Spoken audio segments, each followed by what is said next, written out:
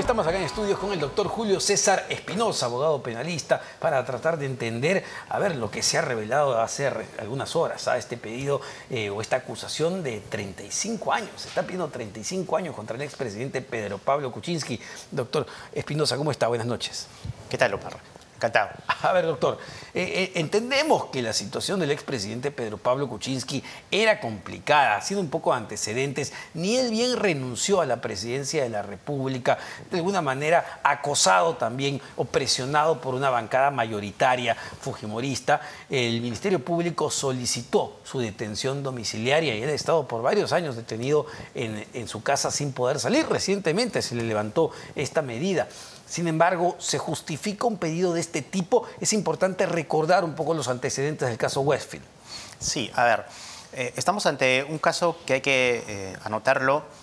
No tiene que ver con el ejercicio del señor Pedro Pablo Kuczynski como presidente de la República, sino se ubica aproximadamente, el caso Westfield Capital y Fair Capital, aproximadamente 2004 o 2006, cuando él se desempeñaba como ministro de Economía en el gobierno de Alejandro Toledo. Exacto. El primer dato. Segundo, que esta es una acusación que, hasta donde sabemos, por trascendidos, y una vez más la Fiscalía presenta información que además pareciera ser bastante grandilocuente, altisonante por la cantidad y el volumen que, según se sabe, por la información que ha trascendido de lo que se presentó, más de 5.000 páginas de una acusación. 5.000 páginas. Es normal, perdóneme, doctor, porque ya la cifra es llamativa.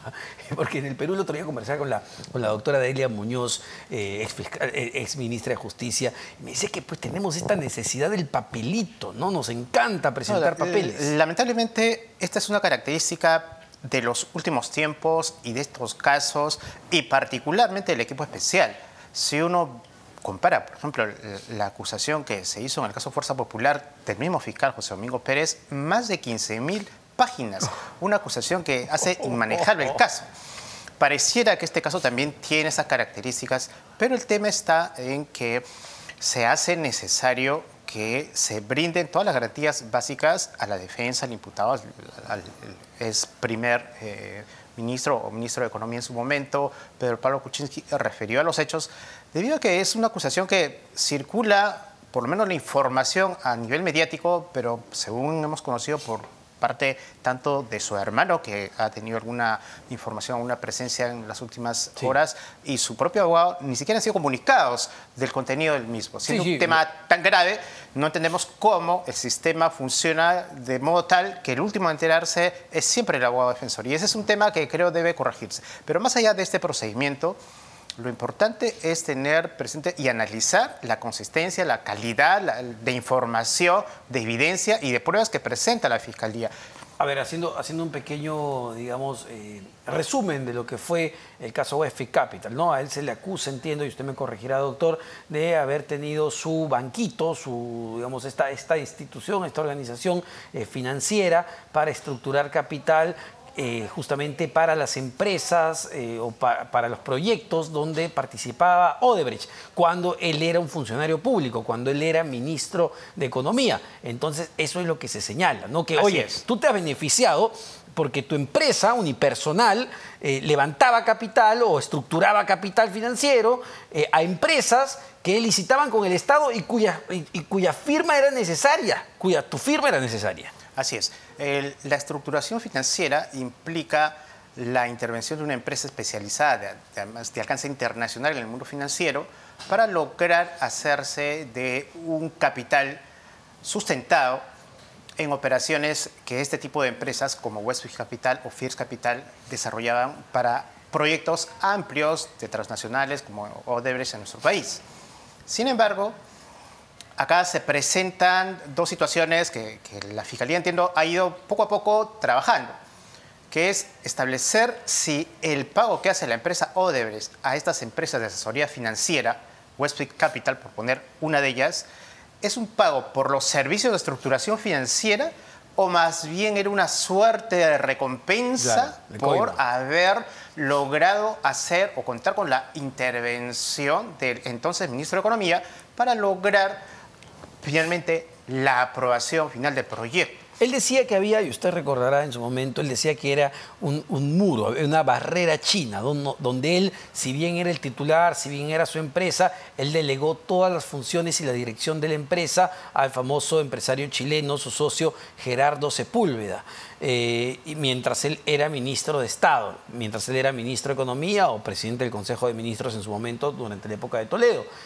Pero esto es suficiente, es un argumento válido, porque finalmente yo como Ministerio Público, como fiscal que busco el crimen, digo, oye, pero tú recibías tu plata de ahí. A ver, si se trata de una acusación por lavado de activos, son dos elementos centrales que tienen que establecerse y que entiendo habrá de alguna manera formulado el fiscal. Caso contrario, este caso tendría que pasar a la siguiente etapa y archivarse. Esos dos elementos centrales son establecer la ruta del movimiento de esos fondos que se imputan como presunto lavado de activos u operaciones de transferencias, pero que el exministro o expresidente señala que son el pago de los servicios acordados en el contrato de consultoría o asesoría financiera, lo primero. Y lo segundo, establecer si hay o no un origen delictivo, un origen ilícito, porque únicamente puede configurarse el lavado de activos en la medida que se está disponiendo de un origen, de un patrimonio, de un capital, de un activo que tiene una procedencia delictuosa. Si eso ha establecido la Fiscalía y es su deber haber formulado esa teoría del caso ahora en la acusación, pues habrá un caso más o menos sólido. Pero si no ha logrado establecer una conexión y sobre todo definir que el pago que reciben estas dos empresas, que luego evidentemente van en parte, dado su condición de socio o directivo de esta empresa, al patrimonio personal de Pedro Pablo Kuczynski, pues si no se logran establecer estos dos elementos, va a ser muy difícil que se pueda sostener una operación de lavado de activos. Sí, sin embargo, el caso de conflicto de intereses es clarísimo o no. Se lo pregunto porque, claro, PPK, dueño de Westfield Capital y First Capital, que firmaban contratos con la constructora Odebrecht y con otras brasileñas y que luego ganaban licitaciones con el Estado cuando él era ministro de Economía o premier y era un agente clave en el sector público para que estos contratos se den. ¿No hay un conflicto de intereses?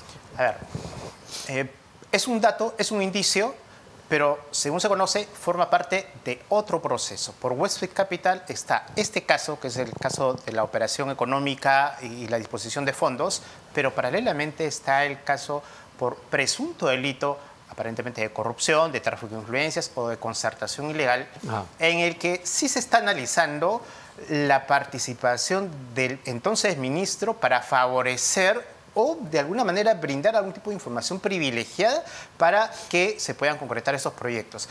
Pero ese es el otro caso.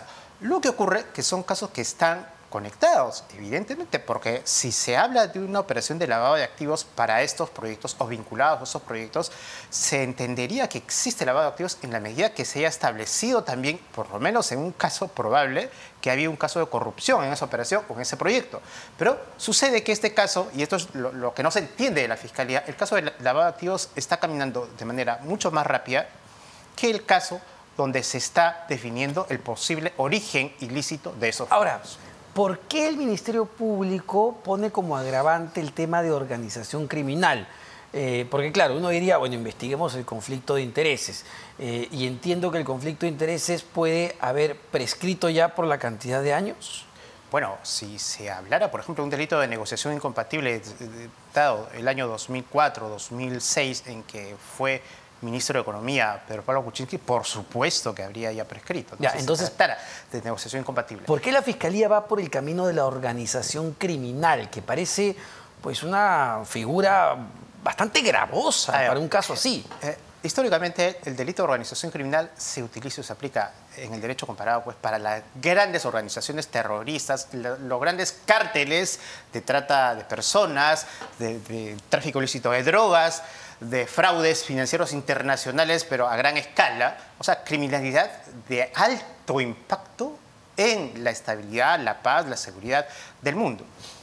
Pero vemos que de manera demasiado ligera en los últimos años de nuestro país, y no solamente en los casos de connotación política, sino en diferentes otros tipos digamos, criminalidad o de actividad inclusive empresarial o económica, se acuña el delito de organización criminal sin mayor reparo que establecer que haya una participación de 2 o más o 3 personas. O sea, es suficiente para criterio de la Fiscalía ese análisis tan literal de la norma que establecer que hay 2 o más 3 personas, entonces ya forman una suerte de asociación que se organiza para cometer delitos. Doctor, y esto, en realidad, nosotros siempre lo hemos cuestionado y lo hemos denunciado, parece una lectura arbitraria y exagerada de este tipo penal. Porque hay que hacer los paralelos, ¿no? Y todo se tiene que investigar, se vio conflicto de intereses, bueno, que se investigue en todo caso. Pero una cosa es lo que vimos en el gobierno de Pedro Castillo, donde sí se ve claramente pues, que había ministros hoy prófugos de la justicia, investigados, sobrinos, funcionarios públicos, lobistas, gente que operaba fuera o dentro del gobierno, y ves que es un grupo de gente importante. En el caso de PPK, lo que llama la atención es que esta supuesta organización criminal incluye al chofer, a la secretaria, ¿no? Al socio chileno. Entonces, claro, son más de 2 personas, pero ¿es suficiente para decir que es una organización criminal? Debe quedar clarísimo que el factor de la pluralidad o del número de personas que establece la norma no tiene que ser el único elemento para establecer que se configura un delito de organización criminal. La organización criminal es una, como dice su nombre, una asociación, una organización que tiene un propósito delictivo de realizar conjuntamente, permanentemente, con un plan ya definido en el tiempo, en un espacio, inclusive en muchos lugares, digamos, distintos de ejecución, y sobre todo con un impacto enorme en la estabilidad, de la seguridad, de la paz pública y obviamente también del orden económico. Pero en este caso se conoce, por lo que se ha sabido de los últimos años, de cómo ha ido caminando el caso Pablo Kuczynski, de una reunión de 4 personas que han sido comprendidas en un proceso y que en principio todas han afrontado el proceso de manera absolutamente, digamos, por lo menos diligente. Ha parecido que nadie ha intentado siquiera perturbar o alejarse o eludir la acción de la justicia, empezando, y eso hay que reconocerlo, es un hecho notorio, empezando por el propio expresidente. Sí, claro. ¿Cuántos años estuvo detenido en su casa, no? Absolutamente al proceso. Se entiende que las otras personas a las que no se impuso medidas tan graves, incluyendo el ciudadano Sepúlveda de digamos, raíz chilena, también han sido sometidos al proceso penal, así que no tendría por qué existir algún dato para presumir que actúan de manera planificada, concertada, para continuar realizando actividad criminal. Y ese, para mí entender, es un despropósito que lamentablemente está sucediendo en muchísimos casos en los últimos años. Y solo para terminar con este caso, que es importante porque vincula a otro expresidente de la República, ¿cree que esta acusación tenga futuro una vez que pase ya a juicio? A ver, primero habrá que definir si pasa a juicio. Conforme a las reglas del Código Procesal Penal, una acusación ingresa a una etapa de control, de tamiz, que se llama etapa intermedia, donde el juez tiene que revisar si la acusación está o no bien formulada, si cumple o no con los requisitos. Por ejemplo, el caso Fuerza Popular. Sí. El juez que tiene la etapa de control ha devuelto cerca de 9 veces la acusación y hasta ahorita seguimos en esa fase de observaciones a la acusación. Puede suceder también lo mismo, tratándose de una acusación que, como lo ha manifestado su abogado hace unos minutos en una entrevista similar, es una acusación que parece prematura, porque la investigación, el plazo de la investigación, según se conoce, vencía recién en septiembre de este año, y de pronto, no sabemos por qué razón, el fiscal presenta inmediatamente su acusación el día de hoy, faltando buenos cerca de 4 o 5 meses donde pudiera haber quizás complementado mejor su documento. ¿Esto qué va a generar? Una siguiente etapa, y es altamente probable, conforme a estos antecedentes y lo que se ha conocido, que los abogados van a cuestionar la solidez de esta acusación y probablemente va a ser devuelta al Ministerio Público para que la subsane. Doctor, en todo se sabe, y la pregunta es qué está pasando en el sistema de justicia y sobre todo qué está pasando entre nuestras instituciones, porque hay claros enfrentamientos dentro del Ministerio Público, el Congreso de la República contra la Junta Nacional de Justicia, el Ministerio Público contra la Junta Nacional de Justicia. Y doctor Julio César Espinosa, en principio, a la interna, vemos supuestos problemas que hay entre la fiscal de la Nación, los miembros del equipo especial Lavallato, en específico el fiscal Rafael Vela y el fiscal José Domingo Pérez, a quienes se les ha abierto una investigación por las palabras cuando los periodistas válidamente le preguntan pues qué opinaba de este trascendido que sacó el diario La República, que la fiscal de la Nación le habría propuesto al expresidente Toledo una especie de perdón total, de apoyo, si es que contaba todo. Y se le preguntó al fiscal José Domingo Pérez y dijo, ¿usted quiere que me abran un procedimiento por algo? Y lo dijo, pues no, por algo que sería una clara violación al marco legal, y por estas declaraciones le han abierto el proceso. ¿Esto es normal? A ver, yo considero que ninguno de los dos hechos que se conocen acerca de este incidente, digamos, deberían merecer el tipo de respuestas que se está generando. Me explico. La fiscal de la Nación, por mandato de la ley, o sea, el Código Procesal Penal, es la autoridad central en materia de extradición. Eso está clarísimo hace más de 10 años. O sea, a ella le compete dirigir todo el proceso que se realiza cuando se extradita hacia afuera o cuando se extradita hacia nuestro país. Es decir, no hizo mal al estar ese día en el Grupo Aéreo número 8. De ninguna manera, porque el procedimiento de extradición terminaba en el momento que los policías americanos entregaban a nuestras autoridades con un conjunto de procedimientos para verificar su seguridad, su estado de salud y el respeto a sus derechos acá en Perú a nuestras autoridades. Esas autoridades eran el Ministerio Público porque es, repito, por mandato de la ley, la autoridad central en materia de cooperación y de extradición.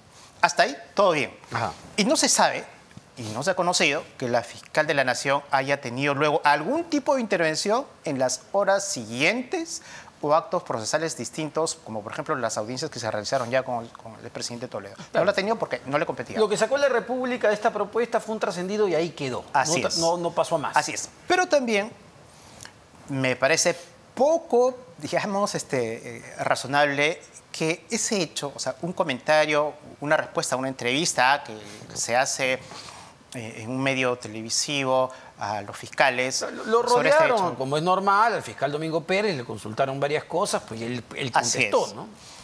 En un ámbito en el que la justicia penal está altamente mediatizada por la naturaleza de los casos, por la necesidad de informar, por la necesidad de comunicar casos de amplio, digamos, interés social, pues es razonable que los fiscales tengan que verse casi, por decirlo, compelidos en algunos momentos a tener que responder a la prensa.